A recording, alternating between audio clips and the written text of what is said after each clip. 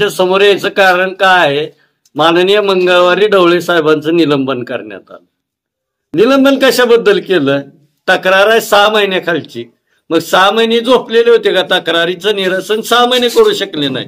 कारण 26 तारखेला मी तक्रार दिली की तुळजापूर आणि उस्मानाबाद तहसील कार्यालयामध्ये एनी लेआउट अम्युनिटी झोन हे बोगसरित्या आहेत. मग 26ला साहेबांनी तपासल्यानंतर 27ला साहेबांनी चौकशी समिती नेमली. 26 गेली, 27, 28, 29, 30, 31, 1 तारीख. 31 तारखेला 1 वाजता सन्माननीय जिल्ह्याचे जिल्हाधिकारी माननीय सचिन ओबासे साहेबांनी मीटिंग घेतली. आणि मीटिंग घेतल्यानंतर तिथं काय गोड बंगाल शिजलं ही माहिती नाही. दुपारी 3 वाजल्यापासून लिखणी बंद आंदोलन चालू झालं. हे लिखणी बंद आंदोलन हे कुणालाही पूर्वकल्पना न देता, ना अगोदर कुणाला इंटिमेशन न देता त्यांनी लिखणी बंद आंदोलन केलं. लिखणी बंद आंदोलन करते वेळी कलेक्टर साहेब झोपलेले होते का? येणारा सामान्य गोरगरीब दीनदुबळा अपंग होता. 1 तारीख गेली. 2 तारखेला यांनी दुपारी संप मागे घेतला. संप मागे घेतल्यानंतर असं काय गोड बांगाल शिजलं राजकीय पुढाऱ्याला हाताशी धरून? कलेक्टर साहेब स्वतः बावनकुळे साहेबाला फोन करतात, नाही त्यांना सस्पेंडच करा. अहो का असं? एखाद्या इमानदार अधिकाऱ्याशी माग न उभा राहता आपण भ्रष्टाचारी अधिकाऱ्याच्या पाठीशी माननीय जिल्हाधिकारी साहेब उभे आहेत. आज प्रशासनाच्यावर सगळा पूर्ण जिल्हा भ्रष्टाचाराच्या विळाक्यात सापडलेला आहे. एक लक्षात घ्या, तुळजाभवानी मंदिरची मी कंप्लेंट दिलेली आहे. नागेश शितोळेनं मला त्यांच्या ऑफिसच्या बाजूला मला आमिष दाखवलं. अजून चौकशी केलेली नाही त्यांनी. मग हे भ्रष्ट अधिकाऱ्याच्या पाठीशी आहेत का खरोखर भ्रष्टाचार उकडून काढणाऱ्या अधिकाऱ्याच्या पाठीशी आहेत? कारण ओबासे साहेब एवढं बोलतात. ओबासे साहेबाचंच क्रिमिनल प्रकरण आहे. का थांबलं गेलंय? का त्याची चौकशी झाली नाही?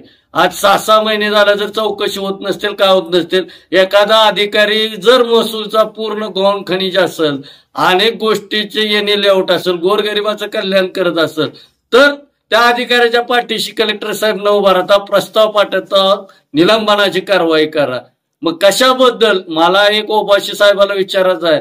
मी एवढ्या तक्रारी देऊन एवढं देऊन सदैल तुम्ही आतापर्यंत गुन्हे दाखल करत नाहीत किंवा त्याची चौकशी करत नाहीत. मग ह्यात गोड बंगाल नेमकं लपलंय काय? आणि कलेक्टर माननीय ढवळे साहेबांनी जे 8 तारखेला प्रस्ताव तहसीलदारला मागवला होता यात्रा मैदानाचा, नगरपालिकेत एकही कागद नाही. 8 तारखेला यात्रा मैदानाचा जर प्रस्ताव पूर्ण घेऊन या म्हणले असता आणि निलंबन होतंय 7 तारखेला संध्याकाळी.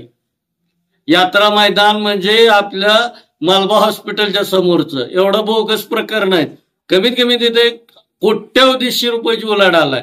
मग मंगळवारीच निलंबन का? कारण बुधवारी पूर्ण प्रस्ताव येणार होता आणि ढवळे साहेबांनी अरविंद बोळंगे साहेबाला पत्र लिहिलेलं आहे. 8 तारखेला ऑफिसला पूर्ण अहवालासहित समोर उभं राहावं. मग 7 तारखेलाच का निलंबन झालं संध्याकाळी? हा प्रश्न आहे. भ्रष्ट अधिकाऱ्याच्या पाठीमाग कलेक्टर ऑफिस आहे का? हा मला आता प्रश्न पडलेला आहे. आणि जर न्याय मिळाला नाही तर जनहित याचिका दाखल मी पुढच्या आठवड्यात हायकोर्टात करणार आहे. आणि सर्वांच्या माध्यमातून एक सांगतो, जोपर्यंत न्याय मिळत नाही तोपर्यंत हा लढा कायम चालू राहणार आहे.